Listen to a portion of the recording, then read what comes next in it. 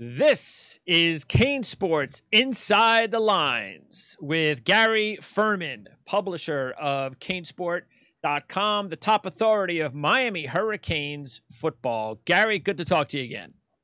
Hey, how you doing this week, Greg? I'm doing good, and the Canes fans are doing good too because a win's a win. And especially over the last few years, you take any win you can get it, especially in the first game. We talked about this last week. UAB was one of the better teams in the group of five. Miami's had their share of issues with teams that they're supposed to beat. It wasn't a clean game, but we didn't expect a clean game. But the win's a win, and now comes the important game, the ACC road opener at Louisville. You know, Greg, what I really liked was the fact that they played a real game in the opener. You know, so often you see a FAMU or a Bethune scheduled into that slot.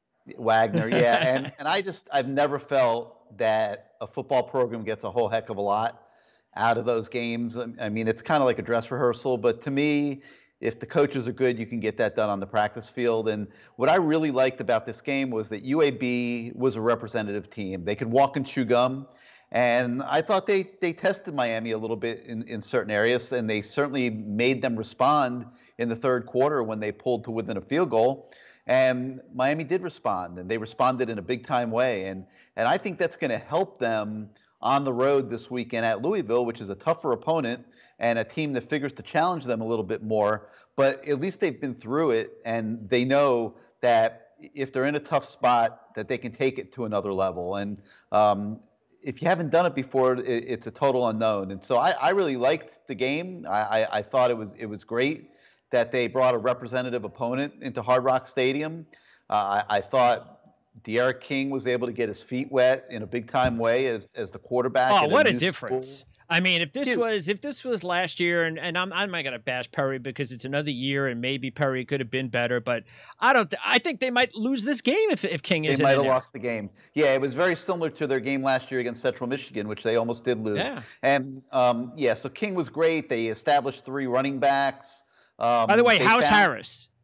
He's fine. Okay. He won't have any problems going to Louisville. And I think they found a little bit where some of their problems are. I think they were very erratic at the line of scrimmage. They've already made a change at left guard with Ja'Kai Clark coming in as the starter this week. I think they saw some, different things maybe at defensive tackle that they need to fix up a little bit. And certainly the linebackers were uneven at times. The cornerbacks were uneven at times. So they had a lot to work on in practice this week. And I think that the fact that they played a real team helped them identify some of those areas. Yeah, and this is a game that actually was not originally scheduled before the COVID. So not only Louisville, but Clemson as well. But that's okay. It's a good road opener. And as we mentioned last week, Scott Satterfield, both coaches, second-year coaches, trying to rebuild these programs. And this is a big game in that year 2 rebuild for both coaches. I've got a very interesting trend that really doesn't work well for Miami that we'll get into a little bit later on as far as road openers. But it's a different year, and it's going to be a very exciting game because you got 2 really fun college quarterbacks, Miami with King and McCall Cunningham for Louisville. You mentioned Scott Satterfield, and he's not a coaching name that's at the tip of the typical the football fan's tongue. I mean, he's not extremely well known throughout college football, but this guy is one of the rising offensive minds in the game. There's no question about it. He's an extremely good offensive coach, and they have the capability of putting up a lot of points. And that's why I felt it was so important that the Miami offense established itself a little bit last week. I wouldn't be the least bit surprised, Greg, if this is a shootout this weekend, and maybe first to 35 or 40 wins. And I agree. Yeah, and Miami's going to have to score some points, but on the flip side, this guy can really dial up offense. He's got some very good skill players at Louisville. The program probably isn't as complete right now as they hope to get it back to being. Bobby Petrino kind of left the cupboard a little bit bare, certainly on defense. But they can hurt you offensively when you take those skill athletes combined with a coach that can really scheme it up. And this should be a wide open, exciting affair on Saturday night. Yeah, matter of fact, the Cardinals in Satterfield's first year last year, they posted the top turnaround for a Power 5 team. They went from 2-10 to 8-5, and with 130 teams that normally are on the schedule going into pre-COVID with those 130 teams, the Cardinals had the number 13 ranking of returning production. So not just the starters, but overall production. And that includes, and we talked a little bit about some of those players last week, but that not just, of course, the quarterback, but you have the returning running back, Javian Hawkins, who ran for 1,500 yards as a freshman last year. And then the receivers that we talked a little bit about last week, Smith, who had the breakout game as a sophomore, and then the two upperclassmen, Tutu Atwell and Des Fitzpatrick. So this is Louisville. Actually, on paper, when you look at it, they are a little bit deeper when it comes to explosive athletes. Yeah, and really that's been a trademark of Louisville football. Even going back to the days when Teddy Bridgewater was the quarterback there, they've always been able, for some reason, to recruit skill athletes to that school. And Tutu Atwell is a guy that really was sort of an afterthought in South Florida coming out of high school, who's gone up there and just become an absolute weapon. And I'm sure, the Hurricanes are kind of kicking themselves that they didn't recruit him a little harder and keep him home. But yeah, he's explosive as heck. He had 1,272 yards and 12 touchdowns last season. They use him on jet sweeps quite a bit, so they don't just use him as a receiver. They try to get him the ball in the running game and just take advantage of that speed. And he just brings a level of explosion that could create a lot of problems for any defense. And I'm sure the Miami defense is spending a lot of time this week figuring out how they're going to deal with him. Cunningham had a big week. He accounted for 4 touchdowns last week, career high 343 yards passing. And this is a team that wants to run the ball first. Matter of fact, rushing wise, if you look at the stats, they didn't run a whole lot. And that was kind of surprising. They only, 144 yards rushing last week. They averaged 212 yards rushing last year. But Western Kentucky put 8 or 9 guys in the box, and they wanted to stop the run. And I think that is the way that you have to try to beat Louisville, is to force Cunningham to throw the football. He's not what makes him dangerous is his wheels, his ability to scramble, run, and because he actually had over almost 500 yards rushing last year and 6 touchdowns. So that's what they wanted. That's what Satterfield wants to do. He wants to run the football. But last week, Cunningham proved with those 3 receivers he could throw the football too. Well, they got a really good outside zone running offense scheme that they like to incorporate, and they do a great job executing it. So yeah, that's their desire first. But they also came into this season, Greg, with an agenda of trying to become more balanced. And Cunningham has proven that he can throw the ball. I mean, last year he hit 62% of his passes, had 2,061 yards, 22 touchdown passes, which is 5 interceptions. So this is a guy that can get things done in the passing game. Now, there's no question that Miami will come out on Saturday night thinking, all right, we got to shut down the running game and make them throw, just like you said. No doubt about it. But pass defense for Miami is not what I would call a proven commodity right now. I thought the cornerbacks were very uneven the other night against UAB. DJ Ivey in particular really struggled. Al Blades is still trying to establish himself as a lockdown corner. Corey Couch is a young guy that has not played a lot. He had some good moments the other night and some bad moments the other night.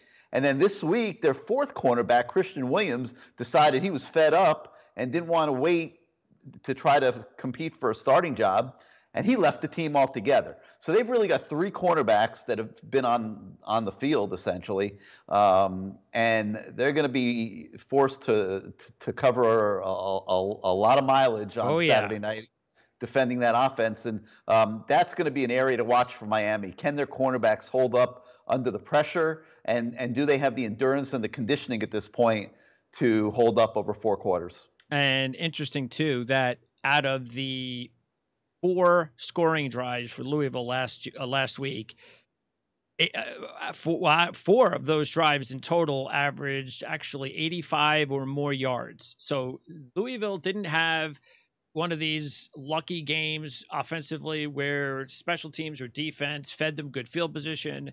They had 4 scoring drives or 85 or more yards. That is when your offense is humming.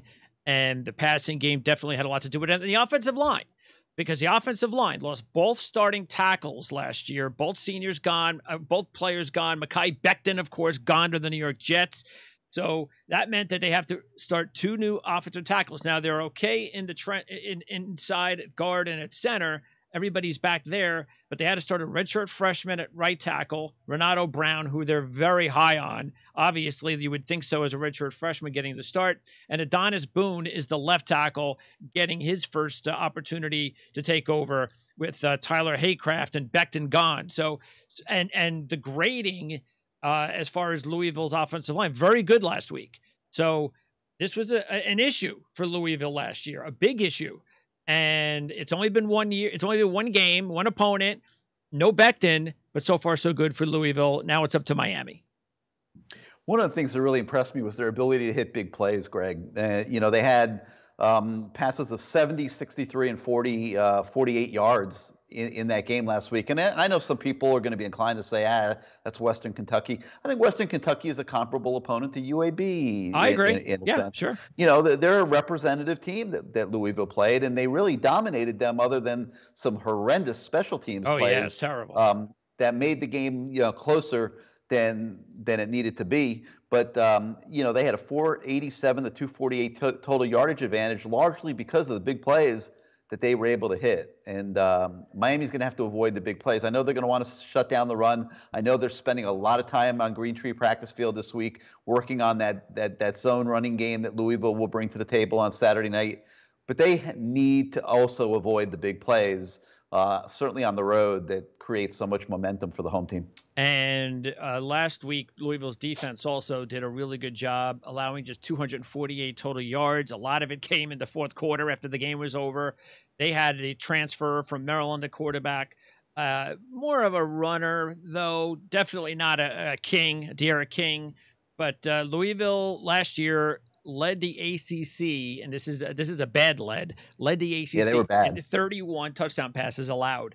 So it certainly looked like that wasn't an issue in game 1, but they didn't face De'Ara King.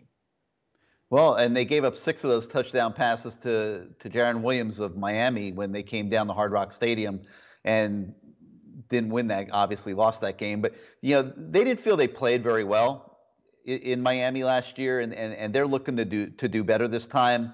And they feel they're a little bit better on defense. You talked about last year, they were just absolutely horrendous. They led over 500 yards in more than 6 games that they played last year, and they gave up 42 or more points in the final 5 games they played in the season. So this was not a good defense, going into the offseason. But they've added a few pieces. They feel that it's a little bit more solid this year than it was last year. And I think the Hurricanes are going to make them prove it on Saturday night. And it's interesting that you bring up last year's game, because I think that's important. We know how much revenge means a lot more in college than it does in the NFL game. And when you have a young team the Petrino season was such a disaster. So it wasn't a surprise that it has taken Louisville a couple of years to kind of get going here. And then last year they get blown out by Miami. Now they're at home. It's a night game. This is a college ESPN game day game.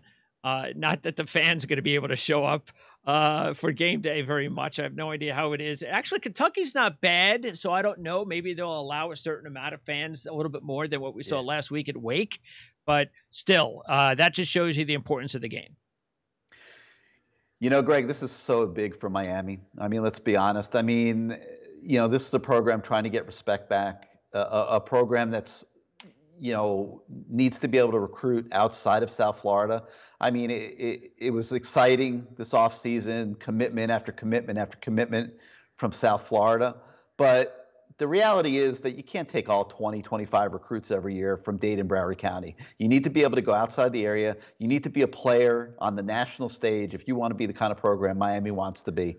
And, right now they're not positioned for that, because of their recent struggles. But performing well in a game like this, that's on prime time on ABC, that has the focus of game day attached to it, would be a massive step forward for Manny Diaz. And he needs something like this. I can't overstate how big this is for Miami. I mean, I asked Manny that earlier this week, and he kind of, didn't want to go there. But this is a big game for him. It's a big game for Miami, and I think this is going to be one of the swing games of the season. It's like if they lose this game, I think we can pretty much deduce that Miami is going to be, middle of the pack, win some, lose some, once again, ACC team. If they win this game and they go to 2-0 with Florida State coming to town next, before they have to go to Clemson, at least they are establishing themselves as a program that might be on the upswing and give themselves a chance to make some noise in the ACC this year. Yeah, this is a tough stretch. I mean, you Satterfield at Louisville looking for revenge, Florida State, Clemson. You got a week off in between there, but still, that is a very tough stretch. By no means can you start 1-3 and lose 3 straight. The Clemson game, you do that, season's over. Yeah. I mean, it's essentially over. Yeah. You know what's more than likely going to happen in the Clemson game, so you must figure out a way to get one of these 2 wins, if not both. That's why if you lose the game, you're like in must-season saving win mode against Florida State, and you don't want to put that much pressure on everybody this early in the season. But a win like this is so important, like you were mentioning with Satterfield, because, maybe there are a lot of just average Joes out there who don't really know the name Satterfield, and they may not think this is true, but it is. And that is, if Miami wins this game in Louisville against Satterfield, that is a respect win, because Satterfield is a very good coach. There's a lot expected in Louisville. And look, they're the favorites. They're a 2.5-point favorite. And it's not that they're a 2.5-point favorite because there's going to be 60, 70,000 screaming fans in Louisville, because there's not going to be. Right. They're favored because, and it's a little bit, it's a small point spread, but this is a team that was just dreadful a couple of years ago, and they're the 2.5-point favorite. That's how much respect this program has already with Satterfield. That's why this would be a huge win and a very important opportunity. And I understand and I get it. Sometimes you lose and you say to yourself as a fan, well, at least they played well. And maybe that's what we'd have to say next week if they lose. But in essence, you kind of not only need to win the game, but yes, that is probably just as important as you want to see Miami take a step up. You want to see a little bit more production in the passing game from maybe one player outside of Brevin Jordan stepping up. That's something we talked about last week. Do they have, whether it's Hadley or Wiggins, do they have someone that could step up and be the number 1 wideout on this team? I don't think so. I think it's wide receiver by committee, and they're going to have to get more out of the passing game. We talked about needing to score points, and you're not going to probably be able to do it without getting the passing game going and get your wide receivers involved. So Wiggins was able to step up against these guys last year, and it might be somebody different every game, but these guys are gonna have to step up and be counted. I didn't see them getting open very easily last week. I mean, they might have missed a couple, but I didn't see a lot of separation. Wasn't surprised, but I didn't see it. Yep. And you would, so it's going to be interesting to see what Rhett Lashley can come up with this week in terms of passing game. I'm not sure he showed a ton last week. When the game got close in the third quarter, he kind of flipped the switch and got a couple passes in there to Brevin Jordan that helped the offense quite a bit, and then they scored those back-to-back touchdowns and kind of opened the game up a little bit. I'm not convinced he showed a ton of passing game against UAB. I think he'll show more this week. But yeah, you're not going to be able to win the way you want to try to win this year without getting production out of your wide receiver unit. Well, they do have the advantage of tight end with Jordan, so he is going to have another big game in these big game situations. And Harris came up so big last week. It wasn't just King, it was Harris. It was the both of them. And I'm just happy to hear that Harris is fine. You got a team that has 2 players right now. You can't lose. You can't lose either one of these guys. They're so important. We know how important King is, but Harris just demonstrated that, we talked, it's whether it's linebackers or tight ends. There's a lot of quarterbacks. There's a lot of history at Miami. There's also a lot of history at running back. And Cameron Harris did himself well last week, and he could be a big part of the game on Saturday night again. Yeah, no doubt. And, the freshman backs behind them, I thought were unbelievable. Who did you like the better? Who'd you like the best? I think Jalen Knighton is maybe just has a slight edge over Don Chaney, but you could put them both out there, and that's obviously huge for Miami to have depth at running back. But let's not kid ourselves. Cam Harris is a little older. He's got more experience. He's a little bit, he's built himself up. He's more physical right now, and yes, he is without question a very key part of the Miami offense. All right, now let's get into our trends of the week. Yeah, this is my favorite part. I like to hear what you've come up with here. All right, we're going to give... By the way, listen, I got to give you a shout out for last week because the trends you had last week were really spot on. They worked. UAB against Power 5 competition was not very good. They were not good against the spread, and Miami covered the spread. Right. Road openers for Bill Clark.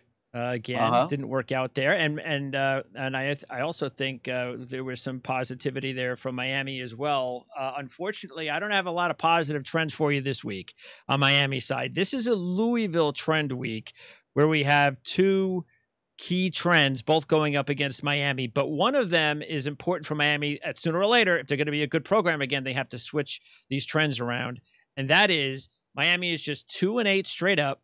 2-7-1 against the spread as a dog in road openers. So last 10 road openers as a dog, 2-8 straight up, including, now this is one of those weird ones, including they've lost 5 straight as a road dog opener when coming off a win of 45 or fewer points. So Miami, if they're going to take that next step at some point, they got to win road openers as dogs. Well, but you know what? You know what, Greg? That's why I said earlier I really like the fact that they played a real team in the season opener, because those games against Bethune and FAMU were doing absolutely nothing for them, and I think that's representative. I didn't even know you were going to bring that out as a trend, but I think it's represented in that trend. You play garbage games to start your season, and it doesn't prepare you to go on the road and win. And they've been losing. And so hopefully this week, the fact that they got a real test on opening night will make them better prepared to go deal with some of the things they're going to have to deal with on Saturday. All right. And then the trend that is a Louisville trend that Miami has to work against, Satterfield. Actually, if you take a look at Louisville now, is writing, this is actually a 3-year trend right now. I'm just going to just double check this. Yeah, just a 3-year trend now for Louisville. Wait, I'm trying to make sure this is, actually this is Scott Satterfield. So this is a Satterfield / Louisville trend because we're going to talk also about App State. But basically, as a home favorite under Satterfield for Louisville, they are 3-0 straight up, 2-1 against the spread. So I don't want to, because I was about to confuse myself with home openers or ACC openers. But the fact is, when Louisville is at home under Scott Satterfield as a favorite, they have won all 3 games. So they're 3-0. I don't care about the spread because it's 2.5. It's really small.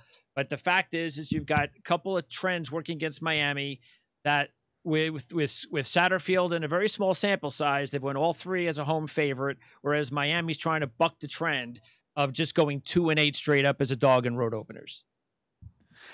Yeah, I don't feel that one applies as much to this game as the first one, but I could be wrong. It could be indicative of why Vegas has made Louisville a slight favorite, is very much because of that trend. They do look at those things. But this is a new year, new players, new everything, and new circumstances. And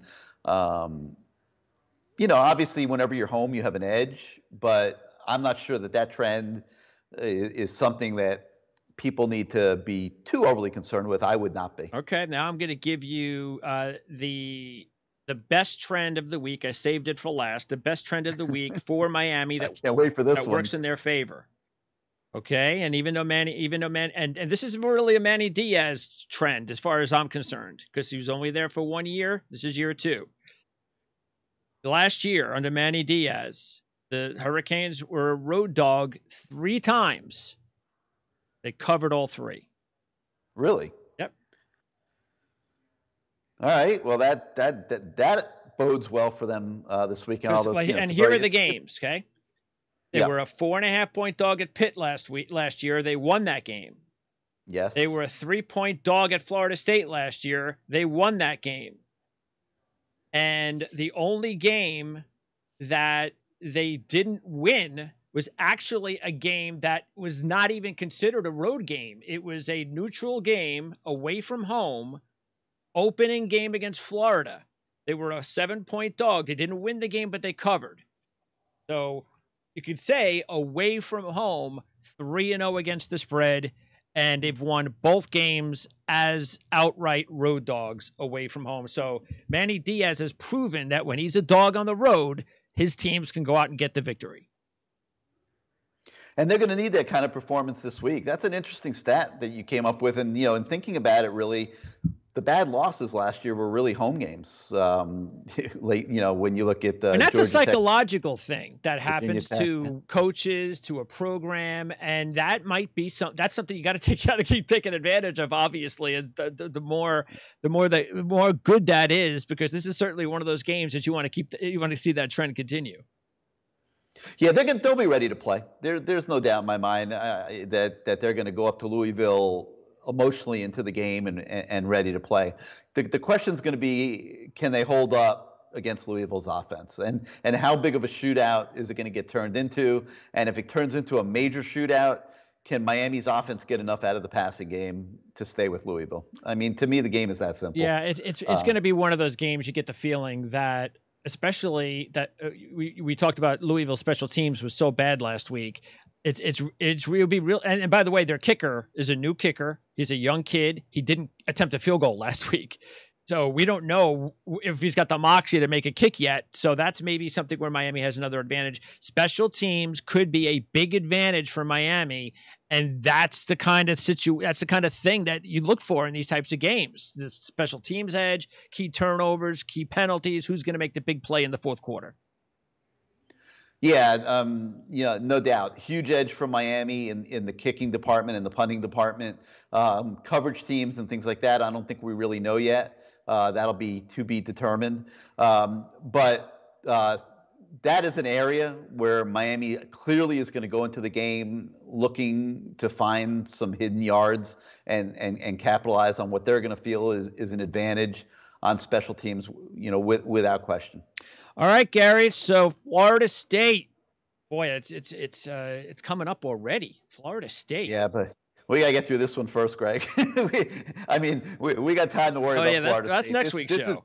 This is a big game for Miami. It really, really is, and hopefully they go up there and represent themselves well. That would be nice, yeah. And look, I'll tell you right now, they have as good as an exciting quarterback Cunningham is. King's better. And this is what you want from your quarterback. It's a quarterback sport.